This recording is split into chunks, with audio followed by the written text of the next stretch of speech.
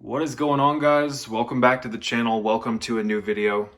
In this video, I want to address a question that I'm asked often about my diet. People want to know where I'm buying my fish that I eat raw when I make sashimi or raw fish bowls or homemade sushi. More often than not, folks, I'm just going down to Sprouts Farmers Market and I'm buying these wild-caught tuna steaks. You get 5 to 6 of these pieces for less than 20 bucks. You keep them in the freezer and you just let them thaw out when you want to make some raw fish. If you want to rapid thaw your fish, you put a frozen piece into a bowl and you fill it halfway with water and you let it sit for an hour or two and it will thaw out really quickly. At that point, what I do is I cut the bag open, I rinse the fish off, and then I take paper towels and I put them on a plate and I put the fish on it and I kind of fold the paper towel over it, and I squeeze any remaining fluid out of it. At that point, I cut the fish against the grain into strips. Then I take those strips, cut them in half, and cut little cubes of the fish, and then I'll put it into a bowl. I'll dress it with sesame seeds, black and white sesame seeds. Sometimes I'll put some homemade sriracha on it and mix it up with some lemon juice, and you have yourself a delicious little raw fish bowl that's really going to give you a lot of valuable nutrition. A little piece of fish like this, if you were to eat this raw on an empty stomach, will keep you full for a very long time. I've said for months and months and months and months that raw fish, raw meat in general, if you consume it properly and you don't put a bunch of crap on it, it will satiate you very deeply. It will turn your hunger mechanisms off because you're getting something that your body can actually use.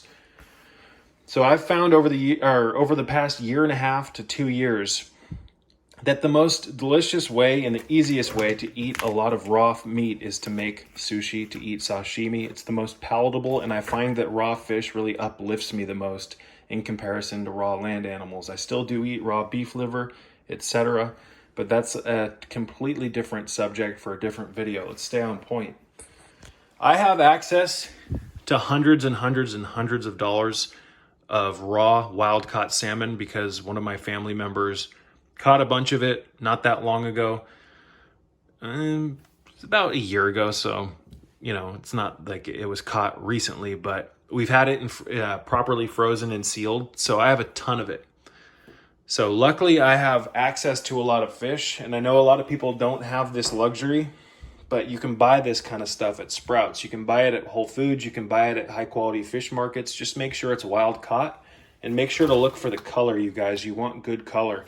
This piece of tuna looks a little bit brighter than these other ones because these haven't been thawing as long. But when you take these out of the freezer and let them sit in the sink to thaw, they will become brighter as this like ice starts to melt, you name it, and the fish starts to thaw. But you can also buy at Sprouts, you can buy this wild-caught salmon. So I make salmon bowls. I make salmon sushi, salmon, if I can speak today. I make salmon bowls, I make salmon rolls, and I make raw salmon sashimi that I'll put over sushi rice, you name it. So just a little tip, you guys. I'm not saying that this is necessarily the best place to buy raw fish, but I am going to say that this is high quality and it's affordable. Again, I also get bags like this from Sprouts of swordfish. I get scallops from Sprouts that come in bags like this, and I'll eat those raw as well. So, swordfish, bluefin, yellowtail, wild-caught ahi tuna, all of these things, this is what I'm eating the most of when it comes to raw meat. I'll also take quality shrimp, and I find that Trader Joe's has good quality shrimp.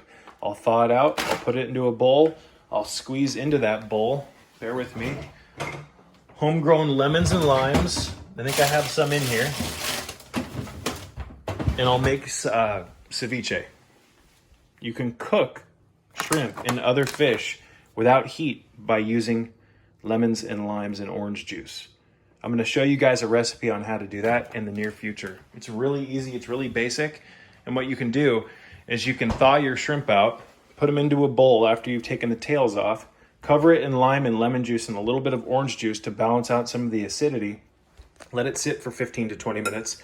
Drain most of the excess juice out. And then you can add your raw vegetables. Your tomatoes, you can cut them in half and add those, and you can make a salad out of this. You can also mix rice in. You can add cilantro, you can add onion, you can add cabbage. This is a very good, easy way to get a lot of raw food into your diet. A lot of people don't like eating greens by themselves and vegetables and this, that, and the other. But if you mix it with a protein that your body can easily digest, like shrimp, it makes it very easy to eat a lot of raw food, folks. So that's one of the things I love about raw fish. If you prepare it properly, you can mix it with other vegetables, you can mix it with a lot of things, and it makes what you normally might not like by itself, like raw cucumber, it makes it very palatable, it makes it very easy to eat, and it's very filling. You get a beneficial mixture of amino acids, vitamins, essential fatty acids. And, eating like this, ensures that you get an adequate flow of the vitamins, amino acids, minerals, and essential fatty acids. The fatty fish is really good for your brain, folks. So I also like to take 200 milligrams of shilajit resin before I eat, about 10 minutes before I eat. That way those minerals are coming in, and then when I eat the fish, the fatty fish, I'm getting a lot of the essential fatty acids, the amino acids, you name it. So just basic stuff, you guys. These bags, Sprouts has a wide assortment of different wild-caught fish that come in these bulk bags. The salmon's a little expensive. It was like $26 for 6 pieces last time I went. This is the last piece of it that I have left, but I have a freezer full of wild-caught salmon, so I don't really need to buy this stuff. If I was stuck on an island and I had to pick one fish over the other to live off of for the rest of my life, between salmon and tuna, it would be tuna. I can live without salmon. I eat salmon because it's full of beneficial minerals and fat-soluble vitamins. But the flavor of good quality tuna, wild-caught tuna, you guys, is it's so subtle. The texture is perfect, and it just goes well with so many things. So what I like to do is I make a thing of sushi rice. I'll get the sushi rice, cook it, add my rice vinegar and my sugar source, stir it together so it gets sticky, and then I'll put that on a nice plate, a presentable plate, you guys. Something like this. And then, folks, I will take my sesame seeds and I'll, sprinkle sesame seeds over the rice. Get these at Asian markets. And I also have a thing of, I've got a thing of black sesame seeds. And I'll add black and white sesame seeds to all sushi that I make. That's what I do. I'm actually going to mix these two together so it's an equal mixture of white and black sesame seeds. I'll put it in this container and shake it really good. That way it just makes it easier. I like black and white sesame seeds. Not only does it make the sushi look more presentable, there's differing degrees of nutrients from my understanding. And you guys, I normally don't eat, I do my best to not consume vegetable and seed oils, but from time to time I will put a little bit of this sesame oil in my bowls of raw tuna. So I have some store-bought sriracha here, you guys. This is not the best quality sriracha. You can make sriracha really easily, and I'm going to show you how to do that in the near future. It's really pretty easy. We want to do our best to stay away from store-bought foods, but I have some of this sriracha. Let's look at the ingredients. Not the worst, but not the best in my opinion. So what you can do is you take a piece or two of your tuna, thaw it out, get it to room temperature, cut it into little cubes, put it into a bowl, add your sriracha, add a little bit of sesame oil. You don't have to, but it does add a lot of bit of flavor. This is kind of a no-no on my system, but from time to time, have some if you want it. And then you can put some lemon juice over it, and then mix it with white and black sesame seeds, and then take your tuna and put it on top of some sushi rice.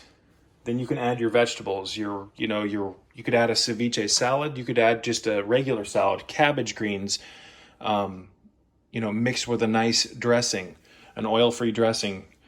You can also, you guys, I like to eat a lot of fermented vegetables with my tuna, with my fish. This is a really good way to ensure a lot of good quality probiotics and whatnot into your system. So it's just, this system is super basic. It's super intuitive. And once you start eating like this, it's going to make you feel so good that you're going to see the merit in continuing to eat like this. So the sesame oil, I'm not a fan. I don't look at this as a health food, but it is a great way to add flavor to your sushi bowls, especially if you're like trying to get your family to try this. You don't want to say, if one of your family members is interested in trying, you know, sashimi, raw fish, and you just give it to them raw like that, they're probably not going to want to eat it. But if you make a nice beautiful bowl and you mix it with the sriracha and the oils and the lemon juice, etc., it's going to taste really good. You know, a lot of people have no problem eating raw fish if they go to Hawaii or if they go to a sushi place. You can make it from home. You can make tuna poke bowls at home. You can add your onions. You can add your green onion, your white onion, all of your different spices, etc. It's super basic. It's super easy. It's super intuitive, and it's going to make you feel great. The key to my system is just fresh food to the best of your ability. From time to time, sure, have some vegetable oils, have some gluten from time to time. I'm not telling people that they have to get off of it completely. I still eat this stuff from time to time, but we want to try to focus the bulk of our diet, 80 to 90% of it, on just real foods. Real foods. Vegetable oils are not real foods, you guys.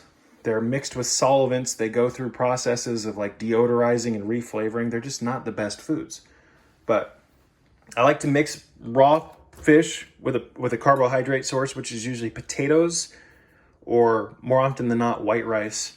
And I just add a ton of vegetables, a ton of raw food to this. I add the seeds. I eat medicinal mushrooms with this. I put citrus on almost everything when I have it. This is a super easy way to eat. So you could add some rice into this bowl, then dump some tomatoes onto it and some cabbage and some kimchi, and then add, after you've mixed that all together, your raw tuna, spicy tuna. And this is how you make spicy tuna. Again, you add sriracha. More often than not, people put mayonnaise in their raw tuna, their spicy tuna. That's what most restaurants do. And you add a little bit of sesame oil, and then you put your black and white sesame seeds on. Mix it together. It's absolutely delicious, and there are healthy, homemade alternatives for mayonnaise, you guys. Basic stuff. So to wrap things up, where do I get my fish? Well, luckily I have access to someone who fishes quite a bit. So I have, throughout the year, a pretty decent amount of raw wild-caught fish from someone I know who caught it. That's the ideal way to get it. But when I want something different, like swordfish or scallops or shrimp, I more often than not go to either Trader Joe's or Sprouts. Trader Joe's has a lot of good quality raw fish. They have great swordfish. So just get out there and try these things, you guys. Try it. I will make recipe videos in the near future showing you exactly how I do all this, how I make the spicy tuna, how I prepare my swordfish sashimi. And the next recipe video is going to be how to make ceviche with shrimp. I hope that helps. Peace be with you.